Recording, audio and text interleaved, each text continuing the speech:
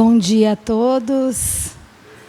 Eu acho que todos nós estamos aqui por conta do Consolador prometido, da doutrina espírita e do compromisso que nós temos com nós mesmos, conosco, que é o mais importante. Eu queria bater um papinho com vocês hoje sobre saúde e doença à luz da doutrina espírita. Essa semana eu tive o ensejo de estar com amigos queridos, médicos, que passaram por uma experiência dolorosa. Não obstante, casal de médicos, o filho de 19 anos começou a manifestar uma sociopatia. Ele se trancou no quarto, ele recusava que qualquer pessoa entrasse no quarto dele, quer seja para limpar ou para retirada de lixo. E, infelizmente, durou quase que 1 ano e 5 meses para que os pais tivessem coragem. Eu vou usar o termo coragem, porque temos que ter coragem para enxergar as enfermidades invisíveis. As visíveis é fácil de aceitarmos, de lidarmos e de fazermos um diagnóstico. Mas as invisíveis, nós temos que olhar com os olhos do coração e termos coragem de aceitá-las. Se somos seres espirituais, espíritos na matéria, temos que acreditar nas doenças vindas do espírito, se manifestando apenas na matéria, no corpo físico. Mas muitas vezes são doenças até do perispírito que já trazemos conosco. Esse menino, ele infelizmente ficou preso nessa masmorra, no seu quarto, nesse mundo. E mesmo os pais sendo convidados a observarem que o filho não estava agindo de forma natural, eles não queriam acreditar, aceitar. Quando eles conseguiram acordar, porque o menino começou a agredir fisicamente a mãe, a irmã, mas batendo brutalmente, gerando inclusive mazelas físicas, deixando marcas no corpo físico. A mãe dizia que tinha caído, se machucado. Ela ia para a faculdade, para a FAMERP, que ela leciona na FAMERP, e aos amigos ela dizia: não, eu caí, eu tive uma queda de bicicleta. A irmã, quando agredida, também médica, dizia: não, eu caí na escada lá de casa. Mas esse menino um dia pegou o pai na escada e elas gritaram muito para tentar socorro de vizinhos, não conseguiram. Graças a Deus o pai conseguiu se desvencilhar do filho e os dois saíram relativamente bem. Mas o pai decidiu então procurar um amigo especialista, um neurologista, para que fechasse um diagnóstico. 6 meses o pai conseguiu levar o filho uma vez por mês, tirá-lo do quarto, colocá-lo no carro e levar até o amigo especialista. A mãe já dera por perdido, pensando que fosse esquizofrenia, uma doença que não tem cura. Então ela falou: perdi meu filho. Né? Eles não são espíritas, nós não perdemos. Os filhos não são nossos. Então eu imagino que a dor tenha sido maior ainda para ela, que não conhece a doutrina espírita. Porque na verdade não perdemos, mas ela dizia: perdi meu filho, perdi meu filho. Depois de 6 meses, fecharam um diagnóstico de depressão profunda com toque. E não tinha outro caminho senão a internação desse jovem, que sempre sonhara em fazer direito, sempre fora o primeiro aluno da escola, sempre ganhara concursos nas diferentes áreas do conhecimento. O pai contratou, porque eles têm condição financeira, graças a Deus que lhes permitiu, uma equipe de médico, enfermeiro e socorristas que foram até a residência. Os pais saíram, deixaram o jovem lá com a secretária que trabalha desde que o jovem ainda estava na vida intrauterina. Ela conhece bastante toda a família, a dinâmica da família e o rapaz.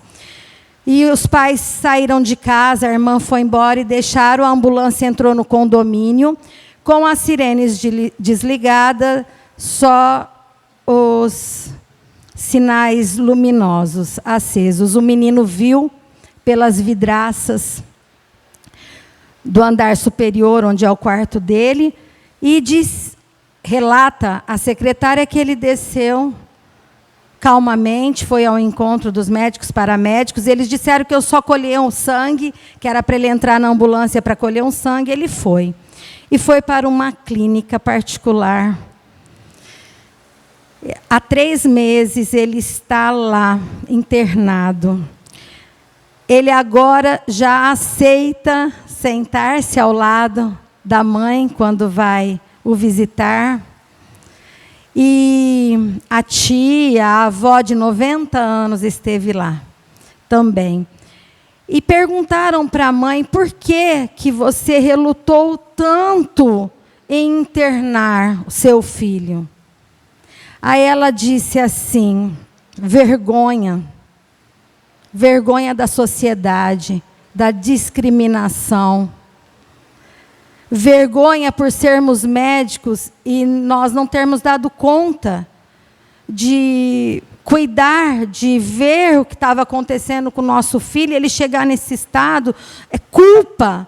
Nós nos sentimos culpados por tudo que estava acontecendo com o rapaz. Eu vou privar o nome, não vou dar o nome. Mas o rapaz agora, com 3 meses de tratamento, ele já sentou e disse para a mãe: mãezinha, eu não quero mais fazer direito. Agora eu vou sair daqui rapidamente, que eu sei que vocês estão investindo muito em mim, muito, é uma despesa muito grande. Eu vou fazer medicina, quero fazer neurologia, para compreender melhor o cérebro humano. Porque é lá que moram as doenças. Quando ele deixou a casa, gente, os pais tiveram quase que mas ficarem dentro do quarto, junto com pessoas especialistas, marceneiros, pedreiros, trocando toda a parte de guarda-roupa do closet, o vaso sanitário. Ele destruiu tudo, ele quebrou tudo dentro do quarto. Tinham sacos e sacos de papel higiênico, lixo, e muito pedaços, finaizinhos de sabonete, porque o toque, você vê, os pais não entravam e não viam, não percebiam. Mas o diagnóstico foi preciso, desse especialista, amigo da família. Ele lavava a mão compulsivamente, Então, tinham vários pedacinhos, só a mão. Ele não tomava banho, não se higienizava de forma alguma. E o papel higiênico que ele utilizava, ele só pedia sacos pretos, saco plástico, ia pondo tudo dentro. Então, o quarto estava assim, num odor insuportável. Todo arrebentado, todo quebrado. E com esses pedaços de sabonete, todos guardados em pedaços de gavetas. Não tinha mais uma roupa limpa nos guarda-roupas. Mas, enfim, nós estamos falando sobre isso. Doença e saúde se referem ao estado em que se encontram as pessoas e não ao estado de órgãos ou partes do corpo. O corpo físico nunca está só doente ou só saudável, já que nele expressam realmente as informações da consciência. Olha que interessante, quando ele fala que quer estudar, fazer neurologia, por quê? É na mente, é no cérebro humano que se encontram as doenças, sem ser espírita, porque nós vamos dizer, é no espírito. O corpo de um ser humano vivo deve seu funcionamento ao espírito que o habita. Quando as várias funções corporais se desenvolvem em conjunto dentro de uma harmonia, ele se encontra num estado que denominamos saúde. Se uma função falha, ela compromete a harmonia do todo, e então falamos que ele se encontra em um estado de doença. A doença é a perda relativa da harmonia. Esta perturbação da harmonia acontece em nível de consciência, que é parte espiritual do ser. Então, a nossa consciência é a parte espiritual do ser. A doença está ali. Enquanto o corpo é a forma de apresentação desta desarmonia. O nosso não consciente envia mensagem ao nosso consciente sob a forma de tensões ou sofrimentos físicos e emocionais. Procurando silenciar esta tentativa de comunicação, utilizamos medicamentos. Quando nós utilizamos os medicamentos, na verdade, é para acabar com os sintomas, sem perceber o que gerou os mesmos. Então, nós tomamos medicamento cuidando dos sintomas.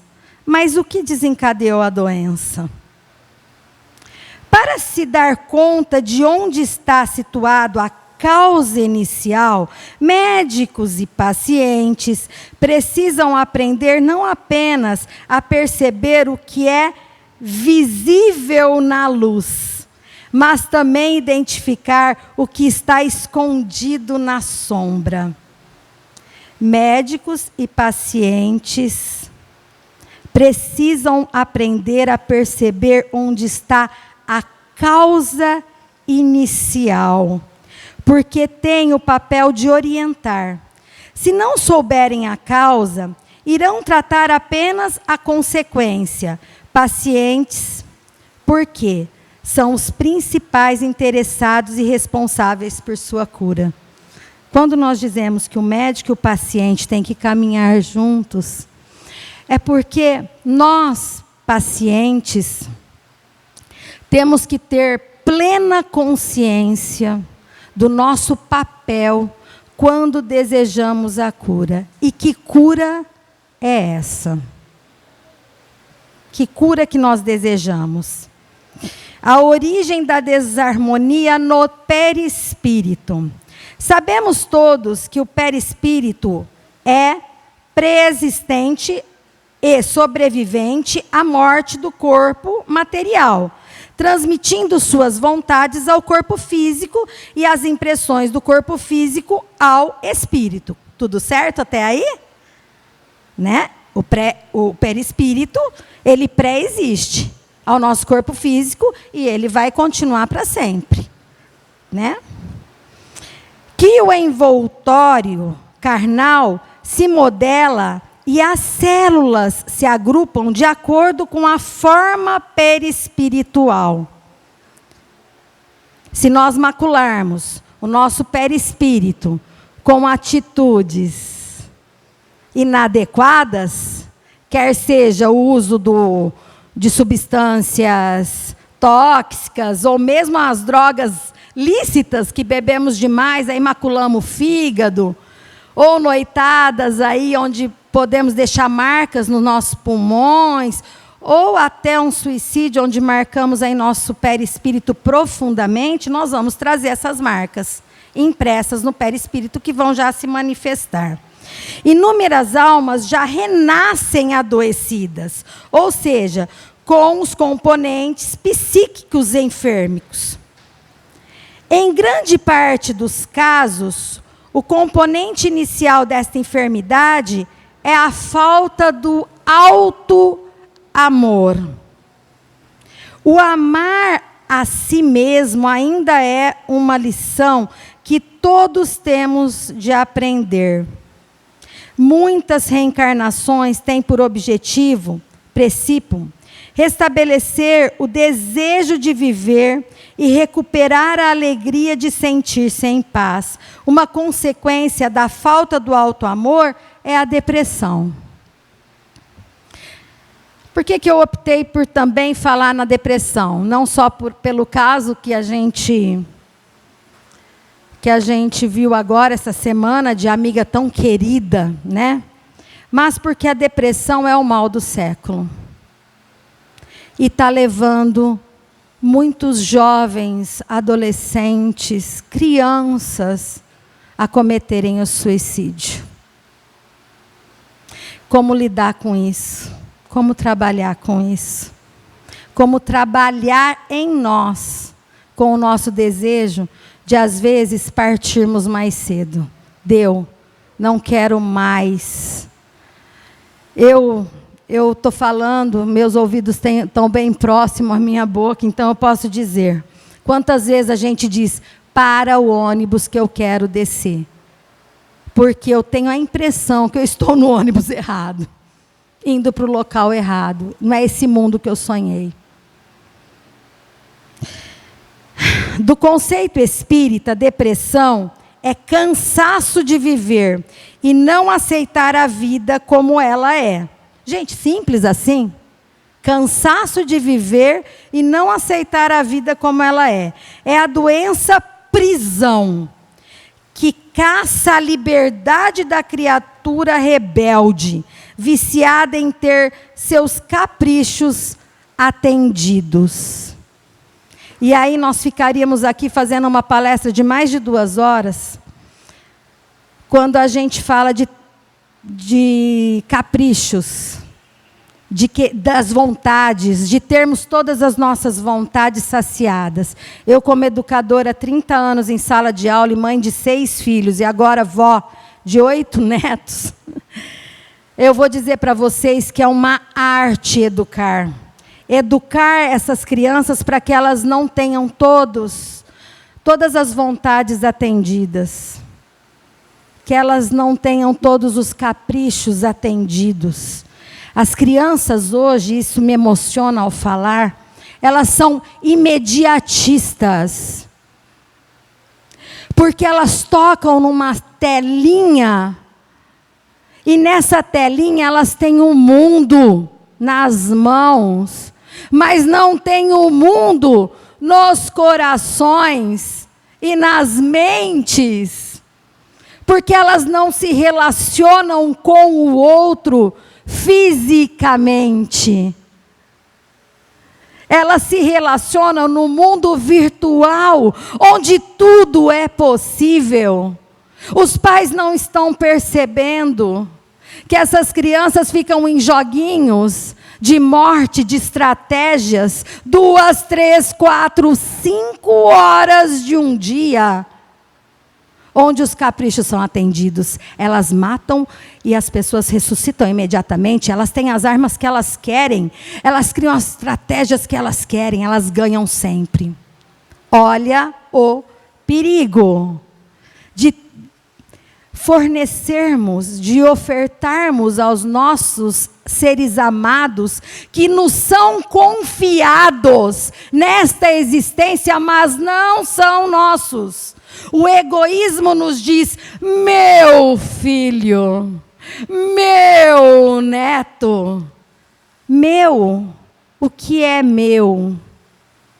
Se eles estão sob a nossa responsabilidade, qual o nosso dever? De sermos exemplos, de educá-los para o mundo, não para nós. E fala que a depressão é a doença prisão. Do conceito espírita, depressão, então, é o cansaço de viver e não aceitar a vida como ela é. Em tese, depressão é a reação da alma que não aceitou sua realidade pessoal como ela é, estabelecendo um desajuste interior que a incapacita de viver plenamente. No capítulo Receituário Oportuno do livro Escutando os Sentimentos, de Vanderly Oliveira, Dufour nos diz ser necessário ingerir 3 medicações com frequência. Primeira medicação: acreditar que merece a felicidade, assim como todos os seres humanos. Ser feliz é contentar-se com o que se é, sem que isso signifique estacionar. É o amor a si. Segundo medicamento para a gente estar tomando. Parar de encontrar motivos externos para suas dores, encontrando-lhes as causas íntimas. Dentro de cada um está a cura para todos seus males. A cura para todos os seus males está no nosso íntimo. E às vezes nós vamos buscar e pagar tão caro lá fora. Terceiro, parar de pensar em felicidade para depois da morte e tentar ser feliz ainda em vida. A felicidade resulta da habilidade de consolidar o sentido da vida a partir do olhar de impermanência. Nós não vamos ser felizes 24 horas por dia. As coisas não vão ser exatamente iguais a cada segundo. Aquela música maravilhosa, tudo muda a cada segundo, e é verdade. E precisa ser assim. E aceitar estas mudanças é o que vai definir a nossa saúde. Muitos de nós adoecemos por nos sentirmos culpados e pecadores. O que é pecar? O que é pecado? Vamos esquecer tudo que a gente já aprendeu até hoje. O que vocês acham que seria pecado? Pecado, na realidade, é errar o alvo. Eu tenho um alvo, eu tenho uma meta, eu sei o que eu preciso fazer e onde eu desejo chegar, mas de alguma forma eu erro esse alvo e me sinto pecador. Cometi um pecado. Só para que saibamos, todos nós nascemos com um GPS. Nos dado, nos ofertado graciosamente por Deus. Se os carros hoje já saem com o GPS de fábrica, imagina a inteligência suprema, causa primária de todas as coisas, se ele já não ia ter pensado nesse GPS, quando nos criou. Mas o que acontece conosco? Quando nós estamos nessa trajetória terrestre, e às vezes eu me sinto um caiçara, lá do interior, e quando vou para São Paulo eu me perco se eu não tenho GPS, eu fico perdidinha naquelas rodovias, ou para andar lá naquela capital enorme, sai de Rio Preto e vai andar em São Paulo, né? Mas nós já nascemos com esse GPS. O que acontece conosco é que às vezes nós esquecemos de ouvir, de escutar as orientações do nosso GPS. Nós ignoramos. E aí nós queremos a salvação. Nossa, e agora? O que eu faço? Eu pequei, então eu errei o meu alvo e eu desejo ser salvo. Salvo, curado, né? Porque aí eu vou desenvolver as doenças que vão ser manifestas no corpo físico. E eu quero a salvação. Eu quero a salvação a qualquer custo. Na realidade, o que seria salvação? Depende do ponto de vista. Se nós estamos aí navegando e vemos um companheiro caído ao mar, foi lançado fora do barco, salvação nessa hora é jogarmos a boia e trazê-los de volta, não é? Trazê-lo de volta. Mas olha como é complexo. Por que ele estava ali? O que levou esse ser a cair no mar? A se atirar? Ou não? Foi uma onda enorme e o barco saculejou e ele foi lançado para fora involuntariamente, sem que fosse desejo. Na realidade, a mente humana é complexa demais. Nós não sabemos o que se passa lá dentro. Então, voltando ao Evangelho que consola, a doutrina espírita que esclarece, o que podemos fazer? Amar ao próximo sempre, aceitando, acreditando naquilo que os nossos olhos não veem, que são as doenças invisíveis, com muita atenção, sempre. Mas partindo do pressuposto de nos perdoarmos, nos amarmos muito, para que somente assim possamos amar o nosso próximo e ajudá-lo no que se fizer necessário.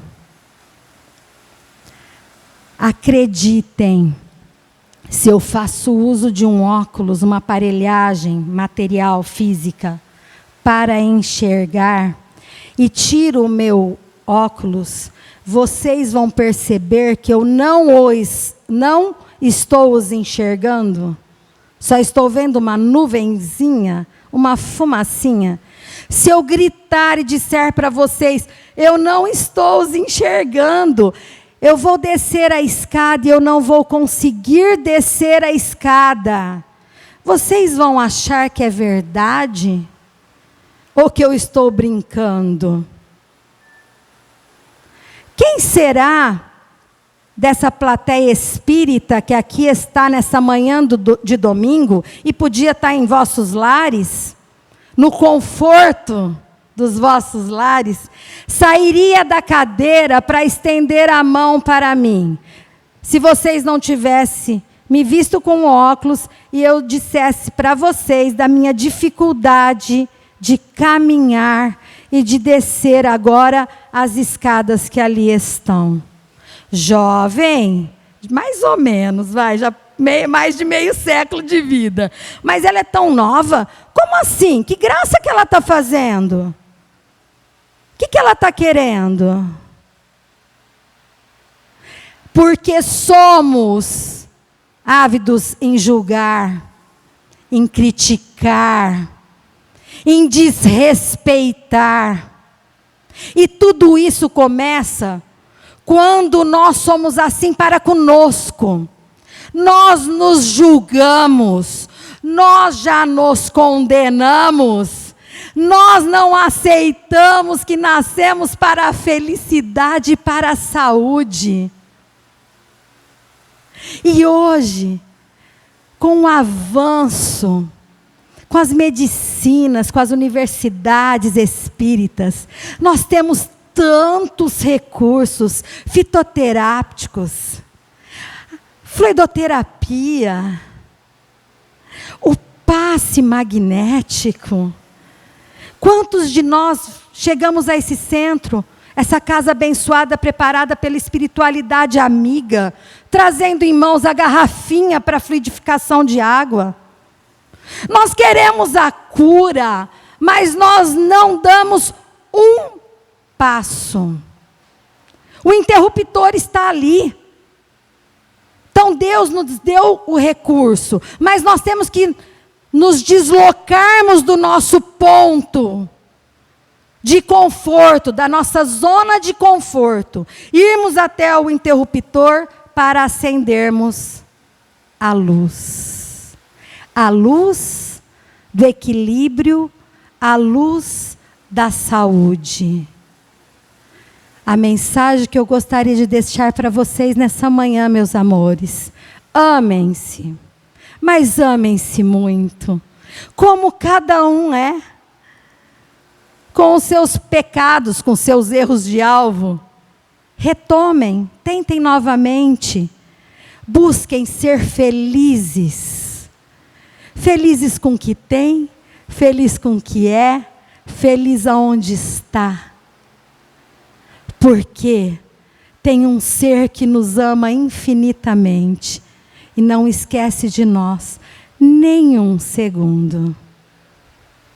Jesus, nosso irmão maior, Deus, a inteligência suprema do universo, espera tão somente que aproveitemos as oportunidades que nos são oferecidas a cada amanhecer.